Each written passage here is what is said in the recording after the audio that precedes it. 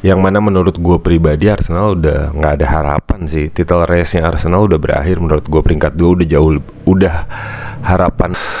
Arsenal tuh terlalu banyak wasting time menurut gue. Di salah satu di pertandingan melawan Brighton ini, dan tidak klinikal, tidak berusaha mencoba klinikal dengan yang seperti yang gue udah pernah bilang sebelumnya, shooting jar. Sorry to say, apa yang bisa diharapkan dari Manchester United yang melawan Liverpool sedang gacor di kandang Liverpool ya, Anfield gitu loh. Itu kayak berharap sama omong kosong.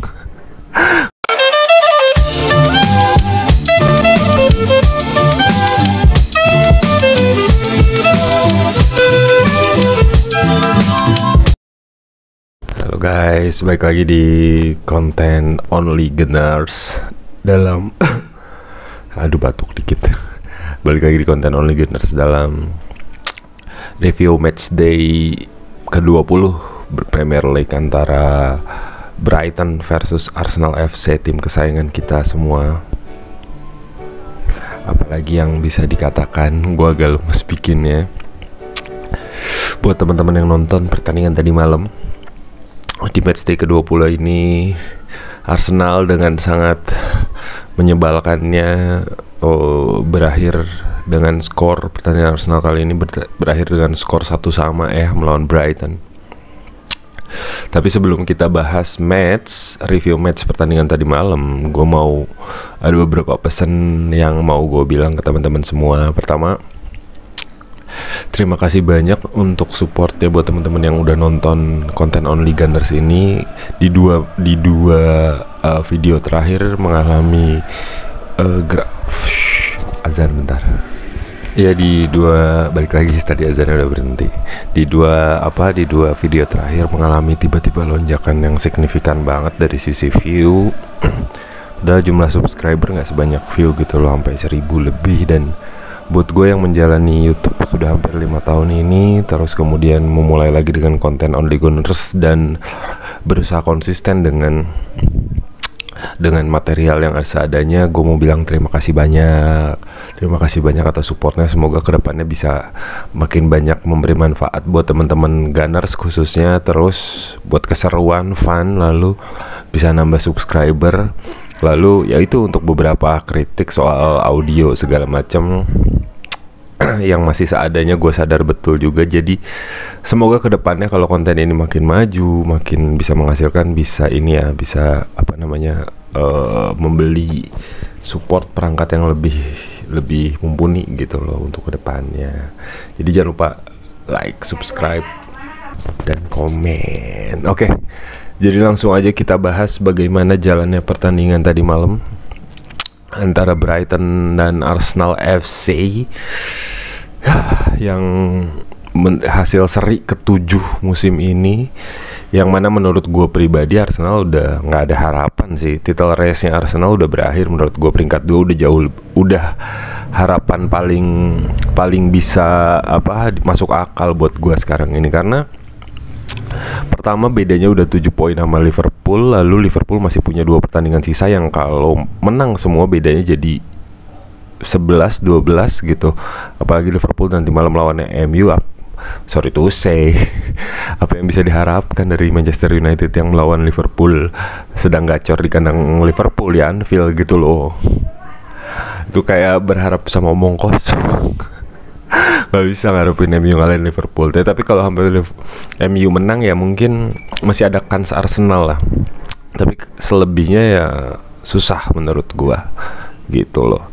Jadi bagaimana squad Arsenal ketika melawan Brighton sebenarnya nggak jauh banyak berbeda, kecuali di beberapa sektor. Pertama, karena ada beberapa problem di sisi Arsenal selain cedera oleh banyak pemain ya, yaitu virus katanya yang menimpa Kai Havertz dan sedikit menimpa Martin Odegaard. Yang di pertandingan lawan Brighton ini Odegaard tidak tampil jadi starting line up, tapi ada di bench, dan Kai Havertz yang diharapkan sebelumnya bisa pulih malah belum ada di bench sama sekali. Di posisi penjaga gawang masih ada David Raya seperti biasa, di depannya Gabriel dan Saliba yang tidak mungkin tergantikan. Di kiri Ricci Calafiori mengisi posisi back kiri yang sangat persaingannya sangat ketat di sana ya, karena Zinchenko ada, Tierney juga ada, Lewis Kelly juga ada di bench semua. Di kanan justru kita kekurangan, nggak ada. Si Timber lagi akumulasi kartu, jadi terpaksa lah Thomas Partey yang ada di sana. Tomiyasu sama Ben White masih cedera juga. Kiwior kakinya kiri, nggak mungkin main di posisi itu gitu loh. Di tengah ada gelandang kaku semua. Jorginho, Mikel Merino sama Declan Rice dimainin barengan semua tuh. Di depan Gabriel Jesus, ya ujung tombak satu-satunya yang dimiliki Arsenal, didampingi oleh Leandro Trossard yang melawan mantan klubnya ya, Brighton ya. Dan di kanan ada Ethan Nwaneri, Starboy, yang mana ini adalah starting line up kedua Nwaneri di Premier League. Cukup menarik sih ya, selain karena keterbatasan skuad Arsenal dan cedera segala macam. Gue sendiri sebenarnya ketika melihat starting line up-nya Arsenal ini, jujur aja nggak berharap menang gede, meskipun berharap menang gitu loh. Menurut gue 1-0, 2-1, 2-0 tuh udah hasil yang signifikan. Kenapa? Bukannya pesimis gimana-gimana, emang gelandangnya Arsenal tidak mumpuni untuk proses kreatif serangan sporadis gitu loh. Jadi ya untuk pertahanan dan soliditas di tengah oke lah. Untuk holding, soliditas di tengah, bertahan, itu mainin Declan Rice, Mikel Merino dan Jorginho barengan, terus kemudian Thomas Partey di invert, itu jaminan mutu sulit ditembus sebenarnya pertahanan Arsenal. Cuman untuk support ke depannya agak kurang jadinya gitu loh. Declan saat pertandingan tadi malam diposisikan sebagai di posisinya Odegaard, pressing ke depan, dia main ke posisi 8-10 lah, lebih banyak dibantu serangan, tapi nggak terlalu berhasil menurut gua gitu loh.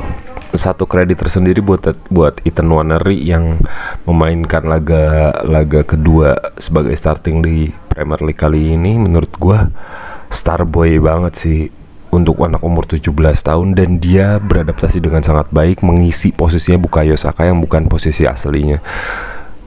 Rasa percaya dirinya, kemudian tekanan pressing yang diberikan ke lawan gitu, cutting dan passing ya, wah itu nggak kerasa kayak anak umur 17 tahun sih. Menurut gue itu udah kredit tersendiri.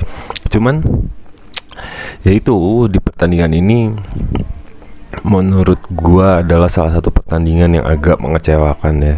Hasil seri yang berasa kalah menurut gua, terlepas dari penampilan briliannya Ethan Nwaneri dan solidnya lini pertahanan Arsenal sebenarnya.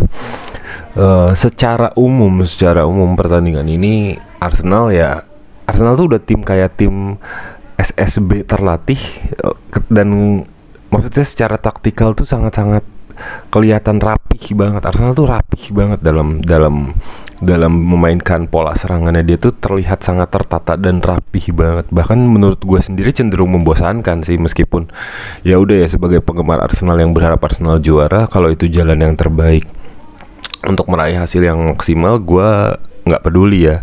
Meskipun di beberapa musim terakhir ya sangat terhibur oleh Bukayo Saka untuk street footballnya yang ya, ada dua titik lah pemain bola tuh menurut gua.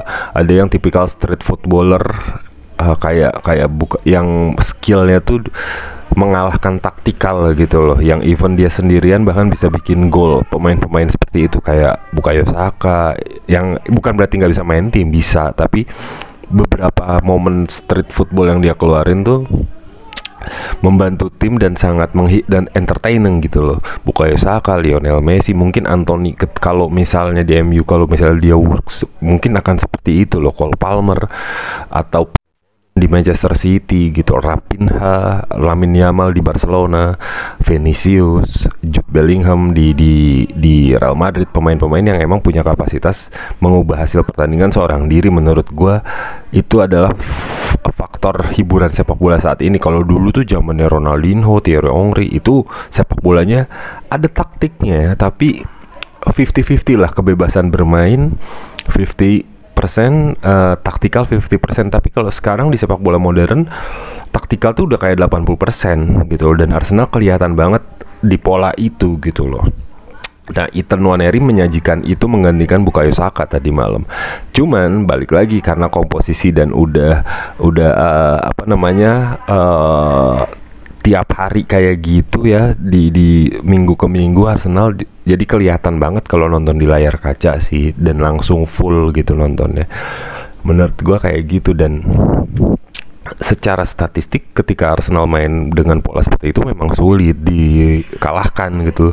Direbut bolanya susah, penguasaan bolanya sangat bagus, solid lini pertahanan. Tapi pertandingan di statistik pertandingan lawan Brighton ini ya itu seperti itu, penguasaan bola dikuasai full oleh Arsenal. Gol pertama dicetak oleh Starboy kita, Ethan, lewat soloran hasil umpan terobosan Mikel Merino ya. Dia running melewati satu pemain, cut in sedikit, bolanya diceplosin dengan santai ke gawang Brighton, hasil 1-0 di menit ke-16. Dan ini kredit tersendiri sih untuk pemain umur 17 tahun. Itu rasa percaya diri yang luar biasa yang belum tentu dimiliki pemain lain gitu loh. Martinelli atau Sterling kalau di posisi itu belum tentu gol menurut gua. Menurut gua sih kayak gitu ya. Tapi apa yang terjadi setelah gol Ethan? Oke, gua akan membahas beberapa masalah Arsenal yang belum berubah-berubah ya. Kalau ngomongin striker yang kelas dunia yang belum kita dapat, ya itu semua orang udah tahu gitu loh.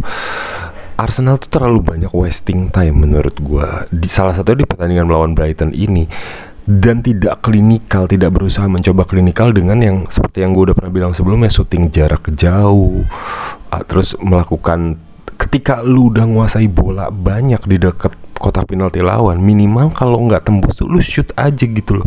Arsenal malah oper nggak jelas, dan hasilnya jelek, nggak ada shoot on goal jatuhnya. Penguasaan bolanya doang gede, trying to shooting ke gawangnya jelek, dan emang finishingnya juga nggak sebagus amat, tidak klinikal. Dan itu pada akhirnya merugikan gitu loh, berdampak, costing a lot lah di laga-laga Arsenal, termasuknya menurut gue ini hasil seri ke-7 di Premier League yang lagi ketat kayak gini. Ya Arsenal udah terlalu banyak buang-buang poin sih dengan 7 kali seri dan 2 kali kalah dibandingkan dengan Liverpool. Hanya keajaiban yang bisa membuat Liverpool turun ya kalau Arsenal mau juara. Menurut gua kan Arsenal juara di Premier League udah nggak ada menurut gua pribadi ya. Cukup di Carabao, Carling, atau Piala FA atau Liga Champions. Itu juga kalau bisa adaptasi dengan baik dan hasilnya cukup konsisten dengan keadaan yang banyak cedera gitu loh. Tapi overall memang banyak banget kejadian Arsenal buang-buang bola, buang-buang peluang, dan itu tidak klinis, terlepas dari kakunya permainan lini tengah Arsenal tadi malam ya. Gue sedih memang ketika Thomas Partey tidak bisa dimainkan di posisi nomor 6 tuh. Gue salah satu orang yang menangis gitu. Tapi tadi malam gue ngerti kenapa Partey harus di kanan, ya karena emang gak ada bek kanan lagi. Oke lah, masih oke lah itu. Cuman tidak klinisnya ini yang memang menyebabkan skornya itu tidak jadi bisa killing game gitu. Meskipun ada satu kejadian yang memang kita semua tahu ya, Anthony Taylor ini si wasit korup banget. Ini tuh udah nggak bisa diapa-apain lagi. Selain skill dia memimpin pertandingan yang emang udah jelek banget. Salah satu insiden terjadi ketika Joao Pedro rebutan bola sama sama William Saliba di kotak penalti Arsenal, yang mana menurut gue sih jelas itu 50-50 sih bolanya. Bola memang nyentuh Pedro duluan, tapi Saliba tuh nggak di posisi yang nyerang kepala Pedro. Sebenarnya si Joao Pedro justru nanduk bola ke arah kepala Saliba. Jadi ketika bolanya udah lewat, kepalanya dia kena William Saliba. Ya sebenarnya itu 50-50. Dan untuk pertama kalinya di Premier League ada kejadian pelanggaran dan dapat penalti gara-gara jedukan bola antara lawan. Itu aneh menurut gua. Pelanggaran oke, tapi nggak di award penalti sih menurut gua. Itu sangat aneh. Itu kejadian 50-50. Mungkin pelanggaran untuk jump ball oke lah, penalti bro si Anthony Taylor ini, aduh. Tapi gue udah males ngebahas-bahas hal di eksternal ya. Tapi jujur aja, terlepas dari faktor Anthony Taylor ini, Mungkin sama kayak waktu dulu pertandingan Indonesia, ada beberapa hal yang pernah gue bahas soal kemampuan untuk killing the game satu tim tuh itu perlu banget. Tapi terlepas dari golnya penaltinya Brighton, Brighton itu tidak menyerang secara sporadis amat sebenarnya menurut gua, dan Arsenal lebih banyak tetap pegang bola. Even di babak kedua ada beberapa serangan Brighton yang membahayakan, terus kemudian pemain Arsenal menjadi clumsy dan gugup gitu. Tapi overall Arsenal masih pegang kendali dan tidak klinis, itu costing a lot. Dan Ethan Nwaneri di babak kedua tuh buat teman-teman yang nonton diganti sama Martinelli, yang semua kita udah pada kesel kena sama Arteta ya saat itu, karena pemain paling bagus di tim lu yang bikin gol, yang bikin tim ini punya peluang menang, lu tarik gitu, dan nggak ada pemain lain, diganti Martinelli lagi. Tapi alasan Arteta sih tadi malam karena Nwaneri agak cedera sedikit, jadi ya oke lah, masih bisa masuk akal buat gua. Tapi ngelihat kedalaman squad Arsenal tadi malam, isinya back semua, Kiwior, Tierney, Lewis Kelly, Zinchenko, back kiri semua lagi. Udah gue nggak berharap banyak sebenarnya. Dan itulah Martinelli perkembangannya udah berhenti setelah pertandingan. Di video sebelumnya gue bilang dia masih ada kesempatan.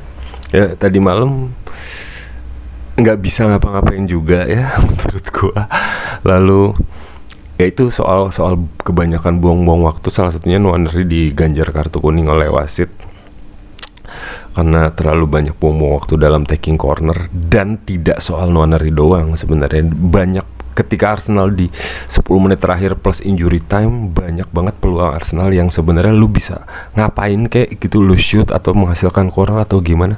Ini even David Raya masih gue ngerti harus santainya, gue ngerti gitu loh, tapi terlalu santai saat posisi lu harusnya menang. Itu menunjukkan mentality lu untuk menang kosong menurut gue, dan nggak ada yang bisa diharapin untuk juara Liga Inggris tidaknya ya gitu loh. Jadi gue nggak tahu nih, rumor di Januari ini salah satunya adalah katanya Cunha mau dibeli oleh Arsenal. Menurut gue sih Cunha cukup konsisten di musim ini, Matheus Cunha, tapi profiling dia sebagai striker mirip Gabriel Jesus, cukup versatil, bisa main di mana-mana. Cuman Arsenal tuh nggak butuh striker yang atau forward yang biasa-biasa aja menurut gua. Arsenal tuh butuh forward yang emang klinikal banget, seperti Alexander Isak, Gyökeres, atau yang modelan Erling Haaland atau Lewandowski sekarang gitu loh, yang memang lu 1 lawan 1 lawan back lawan tuh peluang mencetak golnya besar, dikasih bola sendirian masih bisa ngasih tekanan ke lawan gitu. Arsenal nggak punya itu di tim ini, dan kita butuh itu. Kemudian harganya Cunha juga lumayan mahal ya, jadi menurut gua nggak perlu amat sih, kecuali Arsenal mau buang dulu Martinelli, Trossard atau beberapa pemain yang nggak jelas gitu loh, lalu diganti Cunha sebagai refresh, oke lah. Tapi sebelum itu sih menurut gua nggak cukup amat untuk ngebongkar bank Arsenal ya, untuk breaking out banknya Arsenal, duitnya Arsenal, ngeluarin duit 70 juta, mendingan sekalian bablasin beli Alexander Isak, kurang lebih gitu sih menurut gua. Jadi sekian aja review match lawan Brighton, sampai jumpa di konten Only Gunners berikutnya. Bye bye dan thank you, subscribe ya guys.